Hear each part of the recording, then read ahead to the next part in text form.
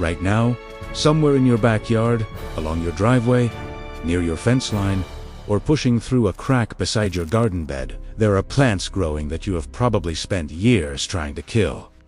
You pulled them. You sprayed them. You covered them with mulch. And every spring, they came back anyway. Now here is the part that should make you stop for a second. Some of those plants are not just edible. They are not just useful. They may already be doing more for your food resilience, your soil, and your yard than some of the things you are spending money to plant on purpose.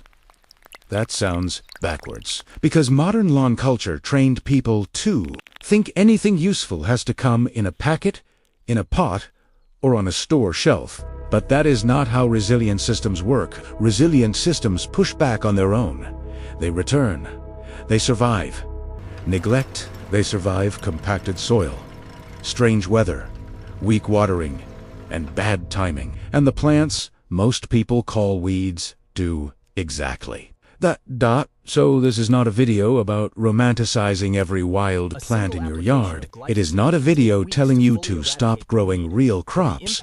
And it is definitely not a video telling you to eat random plants without knowing what they are. This is about something more practical. It is about 6 common plants that may already be trying to establish themselves on your land right now, and why they can quietly support a stronger survival garden by filling nutrient gaps, seasonal gaps, and soil gaps that a lot of carefully managed beds still leave open. And if grocery prices keep rising, if heat gets worse, if a season goes sideways, or if your garden simply does not produce the way you hoped, that matters. Before we count down the 3 rules.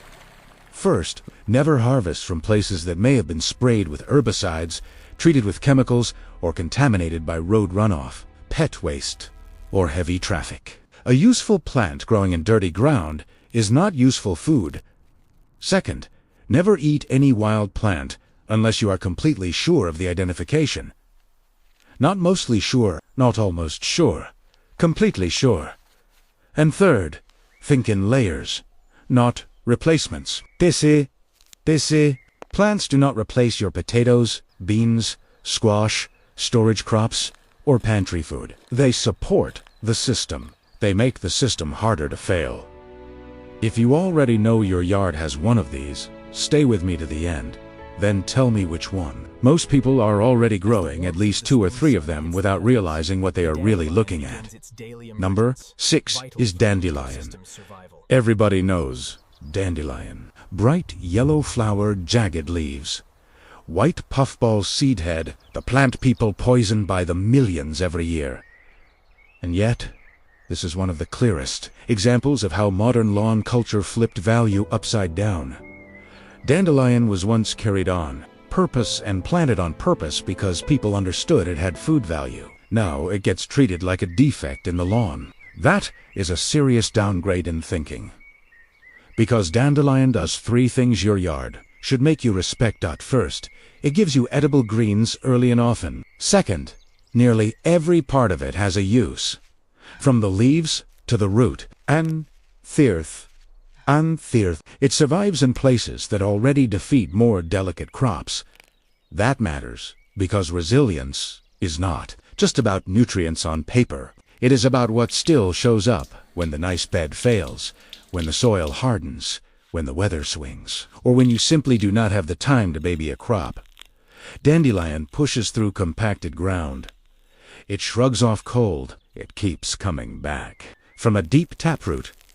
That deep root is part of the point. It is not just surviving. It is reaching into deeper layers of the soil and reminding you that life is still pushing upward from places weaker plants cannot handle. The leaves are useful. When they are young and more tender, you can cook them. You can mix them into other greens. The root can be dried or roasted. Is it your main calorie crop? No. Not even close. That is not the job. Its job is to give you dependable spring nutrition, a hearty volunteer green, and a very clear lesson. Some of the toughest food on your land may be the food you never asked for. And that takes us to number 5. Because dandelion is mostly about toughness, vitamins, and persistence. The next plant fills a different gap. Number 5 is Purslane. If you have ever seen a low, sprawling plant with thick reddish stems and smooth rounded succulent leaves hugging hot soil, there is a good chance you have seen Purslane. Most people pull it because it looks messy. That is a mistake.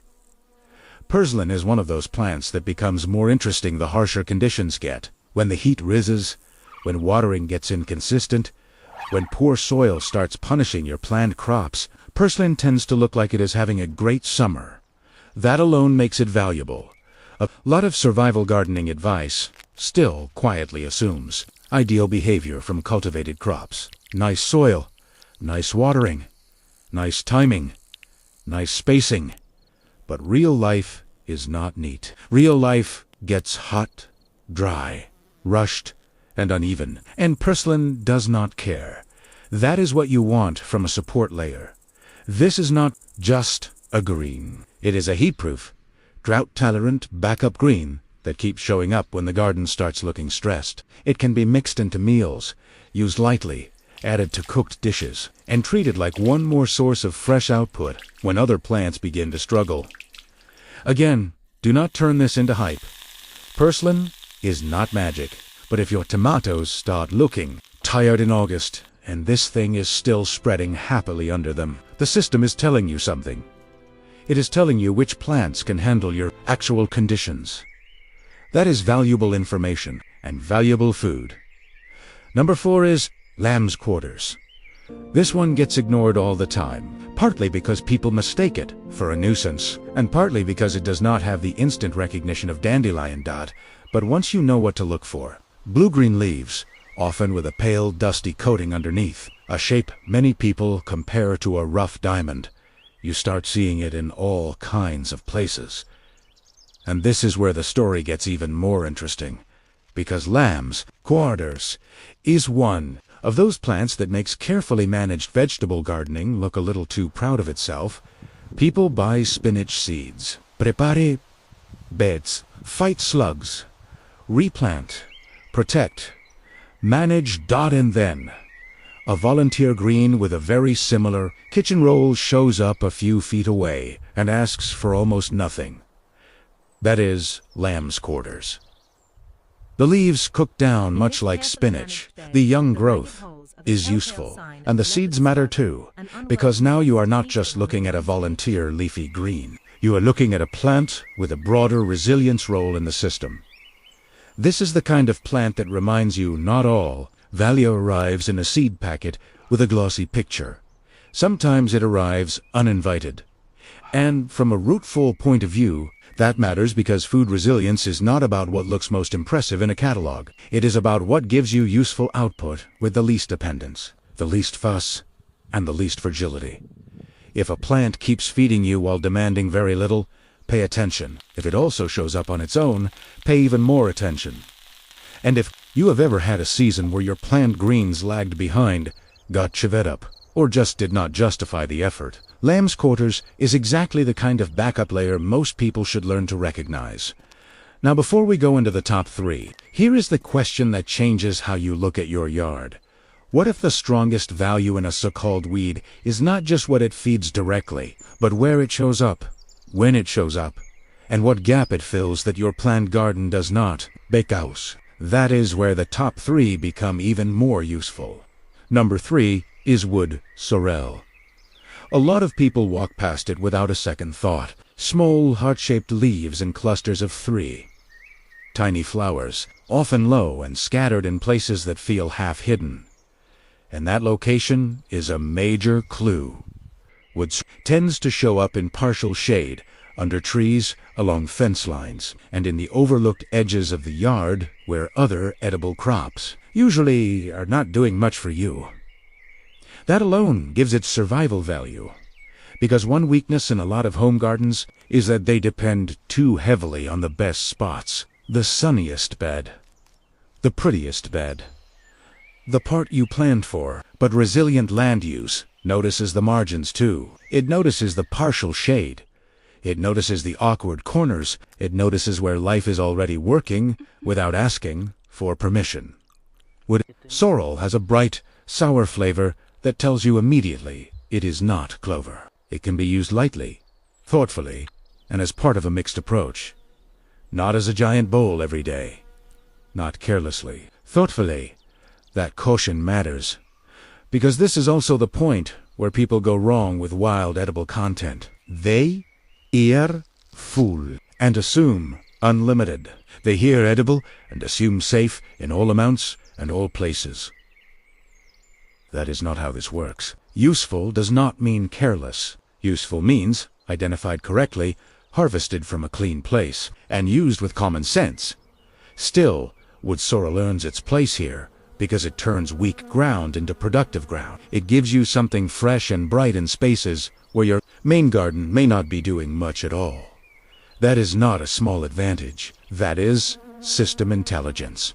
Number 2 is clover, and clover matters for a different reason.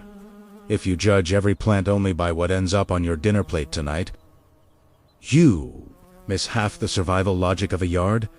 Some plants feed you directly. Some plants feed the system that feeds you. Clover is one of those plants. White clover, red clover, low, familiar, everywhere in untreated lawns. Easy to mow over, easy to ignore it. Easy to treat like background.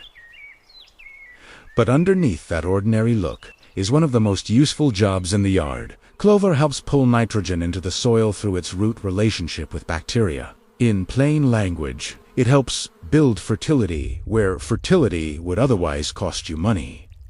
That means the value of clover is not just in the plant itself. It is in the way it supports what comes next. It can help feed.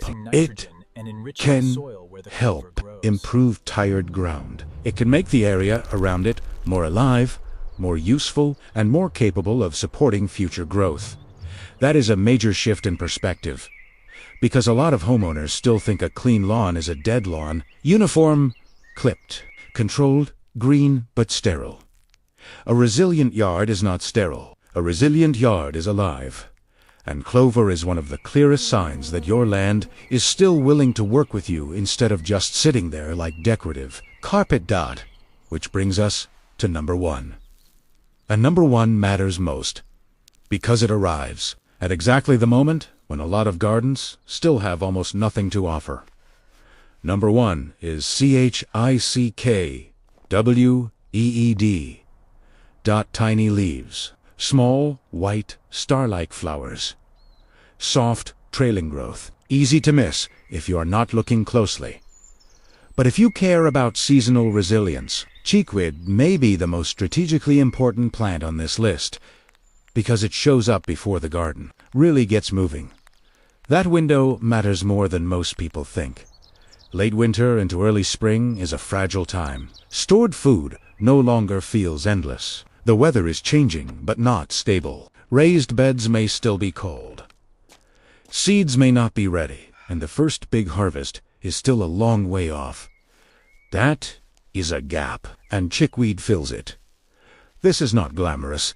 It is not dramatic. But from a survival point of view, it is one of the most useful patterns in the whole yard. Food showing up before your formal system wakes up. That is what you want in a resilient property. Not just abundance in the good months, continuity in the weak months. Chickweed gives you an edible early green when almost nothing else is ready. It spreads easily. Once established, it tends to return, and that means one of the most dangerous gaps in the home food cycle becomes a little less empty. Now step back and look at what these 6 plants are actually doing. Dandelion gives you hardy greens and deep-rooted persistence. Purslane thrives in heat and neglect. Lamb's quarters gives you a volunteer green that behaves like a useful crop. Wood sorrel makes the shaded edges productive. Clover builds the system under your feet. And chickweed arrives before the garden does. That is not random. That is a free support layer. And this is where most people make the 3 biggest mistakes. Mistake number 1 is harvesting from dirty ground. If it is beside a road, beside a driveway with runoff, in a lawn that gets sprayed, or in a yard you do not trust, leave it alone. Mistake number 2 is treating every weed as food just because one helpful video made wild plants sound exciting. That is how people misidentify plants, harvest carelessly, and create problems they did not need. Mistake number 3 is thinking nutrient-rich means calorie-rich. It does not. These plants help support food resilience. They do not replace your calorie crops, your storage crops, or your pantry. And there is a fourth mistake hiding under all three. People keep confusing control with security. A perfect lawn looks controlled. A living yard is more secure. One gives you appearance. The other gives you options. And in hard seasons, options matter more. So who should care most about this? Homeowners with yards. People trying to reduce dependence a little at a time. Gardeners who want backup layers instead of fragile perfection. Anyone tired of spending money on ground that gives almost nothing back. And who should be careful about turning this into more than it is? People looking for miracle answers. People who are not willing to learn plant identification properly. People who think a few volunteer greens mean they no longer need a real food plan. And people who hear one useful idea and try to turn their whole yard into an unmanaged mess. That is not the goal. The strongest version of this idea is not weeds are better than gardens. It is this: your land may already be trying to give you part of a stronger food system for free, and most people have been trained to destroy it before they understand what they are looking at. That changes the way you see a lawn at Chungeste, way you see a crack in the driveway. It changes the way you see the edges of a garden bed, and it changes the way you think about resilience. Because real resilience rarely starts with something glamorous. It usually starts with learning to notice what still works without much help. Some of the visuals in this video are AI-assisted illustrations to make those hidden patterns easier to see. But the yard logic is real, the plant pressure is real, and the practical takeaway is real too. If you already have one of these plants on your property, tell me which one. And if there is one you have been fighting for years, tell me that too. Because once you start seeing your yard this way, the next question becomes obvious. If these volunteer plants already cover part of the nutrition layer, the early spring layer, and the soil support layer then, which cultivated crops actually deserve the best space in your garden. That is the next move. Because the strongest survival garden is not the one that fights nature the hardest. It is the one that learns what nature is already offering, then builds the calorie and storage layer around it.